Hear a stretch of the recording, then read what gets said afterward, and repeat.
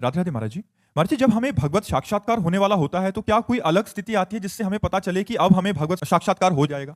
देखो, पहले भजन करो, आखिरी स्थिति है भगवत साक्षात्कार।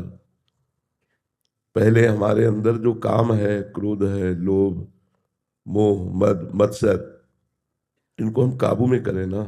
अभी तो हम इनके गुलाम हैं, मन के गुलाम हैं, इंद्रियों के अधीन हैं। अब हमारी स्थिति का कहरान आता हो और हम पीएचडी की बात करें, ऐसे आप भगवत साक्षात्कार की उन लक्षणों की बात करती हैं जो सिद्ध पुरुषों में प्रकट होते हैं, पर स्थिति अभी नहीं है ना। तो उसको केवल आप सुन लेंगे और दूसरों को सुना देंगे, लाभ तो मिलेगा नहीं ना। लाभ तो मिलेगा अपनी स्थिति से चलने पर। जब हम अपनी स्थिति से चलते हैं तो उस स्थिति को प्राप्त हो जाते हैं। इसलिए निरंतर नाम जपने का अभ्यास करो, भगवान की लीला कथा सुनो, परोपकार की वृत्ति रखो, सब में भगवत भावना करो, तो तुम उस स्थिति को प्राप्त होगे। वो स्थिति अनिर्वचनीय स्थिति है, जब केवल केवल केवल भगवान ही रह जाते हैं। मन, बुद्धि, चित्त, अहम, ये सब भगवान में तन्मय हो जाता है।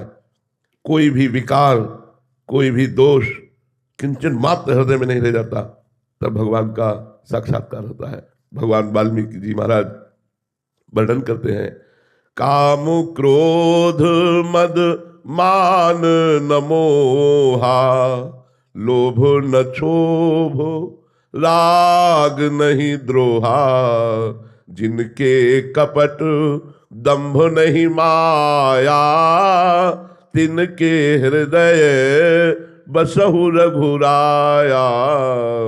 जहां कामादि दोषों का अंत हो गया है, कामादिक मद दम्भ न जाके, तात निरंतर बस में ताके।